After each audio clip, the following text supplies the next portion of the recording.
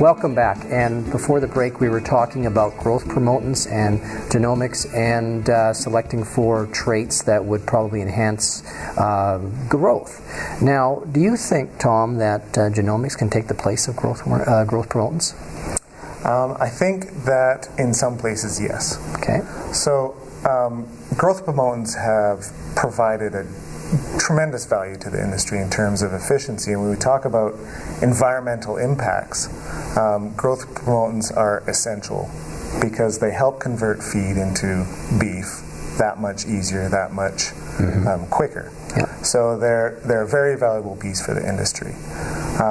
However, we think that some growth promotants won't work on certain animals, or some animals will have the genetic propensity to do the same thing as the growth promotants. So if we can identify those animals, we can then target which animals to give a growth promotant to and which ones to not give a growth promotant to.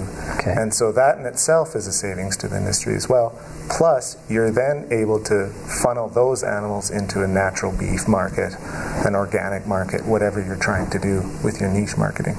Oh, fantastic. So getting back to the information and the value chain, just wanted to show how easy it was to collect the data. Tell us about this tag that you're getting the basic data from the producer from. Sure. So this is one of the tags that Delta Genomics is now distributing, and it essentially takes a core little piece of the ear and stores it in a dry desiccant, which this little piece here will be sent into the Delta Genomics lab. And it's that simple. It's just like an ear tag. And once we get this tissue sample, that information will stay in our database for life. And so if we're talking about traceability, RFID tags, for example, can be cut out. This is always on file. And of course, we're going to run into sometimes where data goes missing, and that happens, or we don't get enough DNA from the sample. But by and large, we will have that animal stored on file for forever. Excellent. Now, let's go back to the consumer again for a second.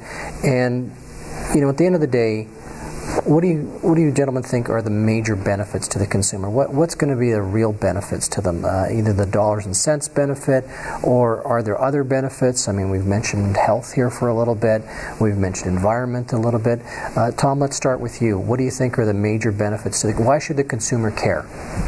So, first of all, I don't think it will be the dollars and cents, because I would prefer if consumers would pay more for their product because it's such a good product. And a commodity beef is a premium is a premium product in Canada, probably the best in the world, and consumers get that for a very low cost. I think the largest benefit to the consumer in terms of genomics is the environmental impact.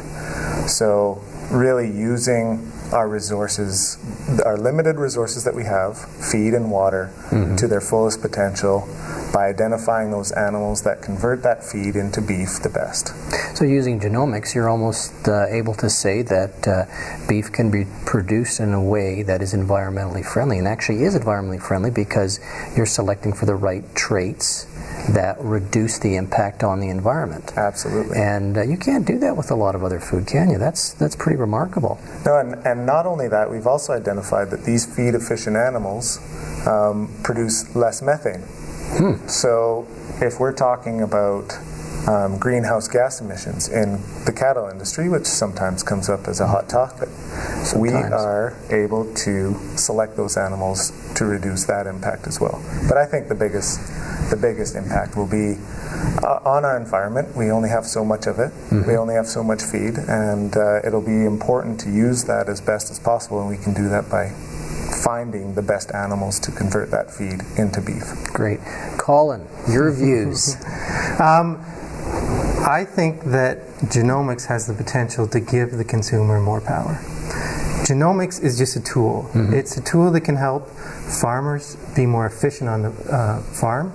It's a tool that can help produce better meat. So if we have the consumers starting to demand what they want and being able to pay a premium for certain products, whether it's natural or not, we can hopefully move that up or down the value chain. And the more the consumers want, we can tailor genomics to help the producers, help the industry tailor their products to what the consumer is demanding. So what would you say in your view are the top 2 benefits to the consumer right now? I think that if the consumer is willing to pay for and willing to demand for higher quality, more tender meat, I think we can see that passed on to the retailer. I think the retailer will then demand that from the packers, who will then give a premium. That sounds more like a benefit to the producer, not the consumer. So what about things like food safety? I think absolutely. I think food safety is a big deal. We talked about the tag. Well, we could, from the DNA we get from this tag, we can match, as I mentioned before, match that with the steak on the consumer's plate. If the consumer wants to demand 100% traceability, you don't need a QR code on your steak. You have it in your steak. But I think that's a long-term goal, because the cost of the industry is going to be pretty high in the short term. Okay, so and the other thing that comes up quite a bit with the consumer as well, and I believe there is some kind of benefit, or there's some kind of a term to address this, but when I look at animal welfare and animal health, how can genomics impact that discussion, or at least impact that perception with the consumer? So again, we're not working a lot in beef health or cow health right now at the U of A, but collaborators in the US are working on trying to find cows resistant to bovine respiratory disease, for example. Major cost to the industry right now, and it affects all sorts of different things. I think that, again, if you can identify these animals that are using feed to the best of their ability, are living a long time because they're healthy, we're not having to worry about them getting sick or losing calves, that kind of stuff. That, again, is an increase in efficiency. As well, I mean, I as a producer, hated it when cows got sick. It just drove me crazy. And so if I can have a whole herd of cows that I don't have to worry about getting sick, that makes me pretty happy. That makes me healthier, and I think that would also appeal to the consumer as well. Yeah, we should see the consumer being happy about that information as well. Great.